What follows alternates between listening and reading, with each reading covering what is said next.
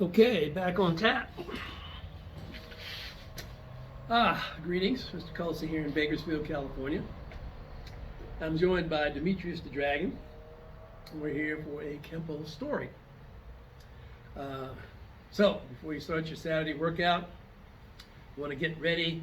We're going to start with the story and then probably come back and do some stretching. Today we're just doing the story, and I'll have another stretching video shortly. So, I'd like to... What? You want to hear the one about the boy and the gold? Okay, all right. So many, many years ago, in a far-off place called India, there was a young boy. He was about 8, and he was what we call a prodigy. That's a big word, but it means somebody who gets to be very good at what they do at a very young age.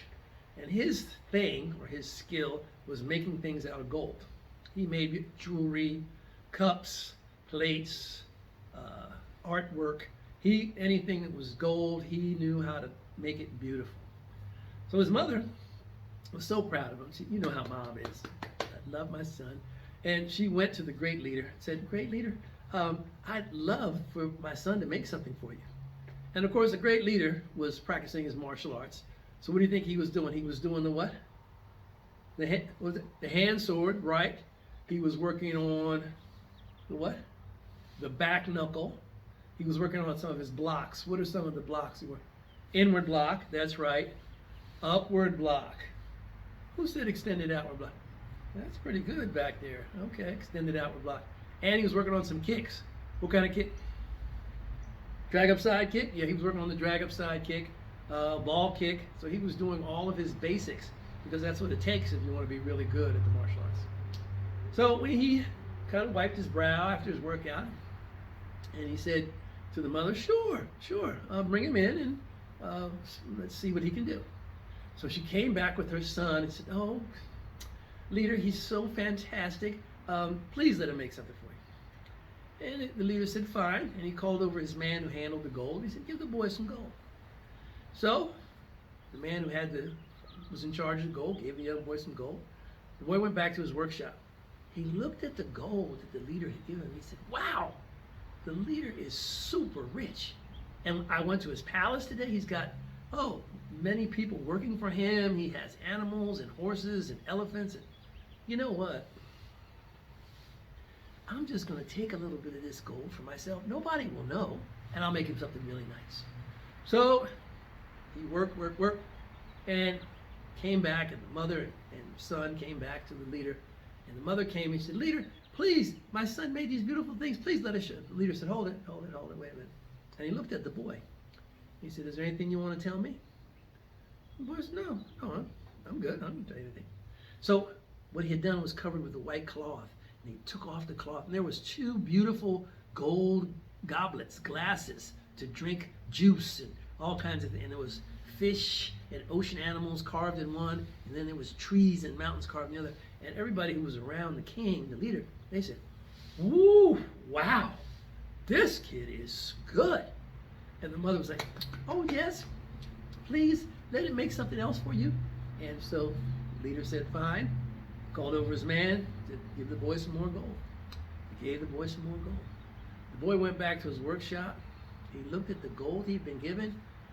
He said, "Man, did you see the rings on his fingers, the leader's fingers? He had like a gold diamonds. He had a big ruby here. He had a huge emerald on his chest and a pendant and his platinum. Oh, he's got so much. You know what? I'm just going to take a little bit of this gold for myself. Nobody will miss it, and I'll make him something really nice." So he did. He ate his next thing for the king. He took it back. Now there were even more people there because they'd heard about the boy. They said, "Wow, we want to see what he can do." And so the mother came in. She said, "Oh, king, would you please like to see what my son has made?" "King, hold it, before I look at it." And he looked at the boy and said, "Is there anything you want to tell me?" The boy said, No, I'm good. No problem. So they took the cloth off, and there were 2 beautiful plates, one for the king and one for the queen. They were just magnificent. And they had, carvings of mystical beings in one, like angels and all these kind of things that you don't even see on the planet Earth. And the other was like planets and stars and the Milky Way. was incredible. Everybody, oh my, you could hear, you know how the crowd, yeah. So, yeah, I know. So a lot of people, hubbub. So the mother was like, oh, isn't that beautiful, King? King said, well, yeah, all right. And so she said, please let him make one more thing. King said, okay. Called his man over. And he said, give him some more gold. So he gave him gold. The boy went back to his workshop. He sat down. He took a deep breath. He said, oh my goodness, look at how much gold he gave me. And look at all the other, I mean, he had servants and, you know, I looked at his horse and the saddle was just inlaid with precious jewels and silver. And he had some camels and then he has this whole army. You know what? I'm just going to take a little bit of this gold for myself. Okay, and I'll make it something really nice. So, of course, he made something. They covered it with the white cloth. So they came back to the king, to the great leader. Now the place was packed. Everybody had heard about this boy from all around the community and the villages and everywhere. And they had come in. They wanted to see what he could do. And they're like, oh my goodness, I want him to make something for me. No, I'm having to make something for me. No, I'm making something. So they were all excited to see what he had done. So the mother came in. She said, oh, King, can I show you? The king said, hold on, wait for it. He said, looked at the boy, says, anything you want to tell me? The boy said, no, King, I'm good. You know, I made you something. So they took the cloth, and there was a big platter, you know, like you might serve Thanksgiving meal on or something, you know, and it was just, what it had the village history on it. All the things that had come before the king and all the great achievements of the kings before him and the history around the edge. And then in the middle was just a big carving of the palace. And it was exquisite. Everybody's like, oh my, look at this. Well, I'm making an appointment tomorrow. This kid is incredible. So the mother's like, oh, King, isn't that wonderful? King said, well, and I said, well, you know, we'll see. And he said, well, they're all very nice. And he said, but let's do a little testing here. He said, how much gold did we give him to make those cups? Because whatever gold we gave him should be basically the same amount that's in the cups. Everybody said, oh yeah, sure. I don't know why the king's even going through this, you know. And so he called his man over and said, how much gold did we give him to make the cups? Oh, and took out a book. He flipped through some pages and said, okay, on April 1st, we gave the young boy 7 ounces of gold. But okay, king said, weigh them. See, they should weigh 7 ounces. But yeah, of course they weigh 7 ounces. So he gave it to the man with the scale. He put it on the scale. He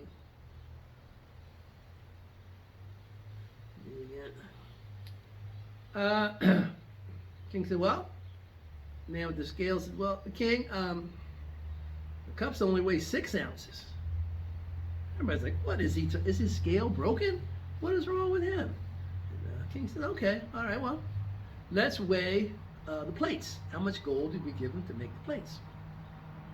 The man with the gold took out his book again, opened it up, said, well, on April 12th, we gave him 16 ounces to make the plates. Now the young boy, his collar was getting kind of tight around his neck. Sweat was starting to bead out on his head. Gave the man with the scale the plates, put them on the scale. Did the weighing. He said, king said, well, what do we got? And the man with the scale said, sir, the plates only weigh 14 ounces, not 16. Everybody's like, oh my goodness. This young boy stole gold from the king. He took that gold without permission. He's a thief. Oh, yeah, I know. The crowd was just buzzing with that. And the king said, well, hold it. Let's find out. Let's weigh the platter. How much gold do we give him to make the platter? Took the book out. He said, king, on April 16th, we gave him 20 ounces to make the platter. Okay, well, wait, should weigh 20 ounces. And so he gave it to the man with the scale, and he was like quick this time. No, king, nope. Platter only weighs 17 ounces.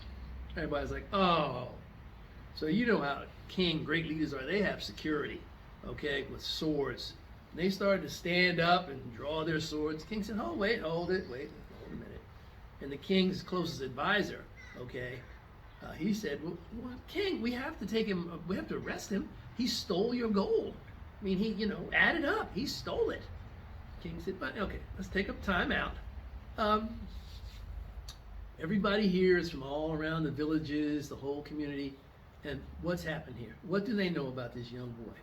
Somebody cried out, "He's a thief!" And the king said, "That's right. That's it. And that's not going to change. Everybody's opinion of him today, his reputation, that's a big word. It means what people think about you because of things that you have done in your life. All right. His reputation from here on out is going to be he's a thief, that he steals. Do you think anybody is going to go to him to have things made out of gold, things that are important to them?" You might say, no, that's punishment enough. We don't have to take him and go to jail or any of that. He's free to go. But obviously, he's never going to do anything for anybody making gold again. And of course, what happened to Mom? Mom was just all brokenhearted. You know how Mom gets sometimes when you kind of let her down. So she just went out, and young boy, they went their way. So I like that story. I know you like the story, okay? But it's one of our favorite stories. The reason is because it teaches us a number of things, okay? Now, we know that if something doesn't belong to you, you have to what? Leave it alone. It's not yours, okay? So stealing and taking things that belong to other people is not something that we do. We're young Kempoists. We are honest. We are truthful, okay? So if something belongs to someone else and we find it, we'll give it back to them, or we'll turn it in perhaps at school to the principal or to the security. If we find a wallet or a watch or something valuable, we won't take it and go, "Ha, look what I found today." No, that belongs to somebody else. And clearly, if someone gives us something in trust, okay, I'm trusting you to take care of it, so I'm trusting you to do what it is I asked you and not steal or cheat from me, then we will honor that, okay? So, that's one lesson. The other lesson is something we call your reputation. So if you're in the second grade or the first grade or the third grade, and you're with Miss Smith, and every day you don't turn in your homework, and you talk out in class, and you don't know the answers to her questions, and you just make her crazy, do you think Miss Smith talks to Miss Jones? Like, if Miss Smith is the third grade teacher, do you think she talks to Miss Jones, who is the fourth grade teacher? Yes, she does. And I know none of you do this, but let's say young Myron is one of those guys who talks all the time, never turns in his homework, in the third grade. Do you think Miss Smith goes to Miss Jones and goes, "Oh, this kid Myron is driving me nuts. I hope you don't get him, because he's just really a pain in the And so when it comes time for the teachers to get their list of students for the next year, if Miss Jones sees oh man, I got Myron. She's already got her mind made up about what Myron is like. Myron may have changed over the summer. Maybe he learned some great lessons from his grandfather or something. But Miss Jones automatically, because of what he did before with Miss Smith, she has a concept of what he's like. And it's going to take Myron a lot of work to overcome and change her mind. On the other hand, if, let's say, little Susie in Miss Smith's class does her homework all the time, is always on time for class, knows the answers to the questions, is always prepared for her tests, what do you think Miss Smith says to Miss Jones about her? "Oh, little Susie, I love her. She's this and that and the other, and that's all they have, and a bag of chips." Okay? So when Miss Jones gets Susie, what does she think? "Oh, well, I'm so happy to have Susie in my class." So this is what we call reputation. What you do follows you in life. So work to do great things, and your reputation, what people know about you, will be great, because you have done things to be great. Okay? So those are the two lessons I learned from that story. Don't take anything that doesn't belong to you, and always strive to be your best self. Let that self speak for you, and you'll find that it speaks very loudly as you go through life. Okay? So, from Demetrius and Mr. Khalsa, we hope you're being safe out there, and you're having fun, and you're working on your Kempo, because Mr. Hawkins and everybody is really trying to put together some great programs for you. I was out there doing that last kids class. Whew, I had to take a break. Okay, so keep up, stay strong. All right, take care of yourself.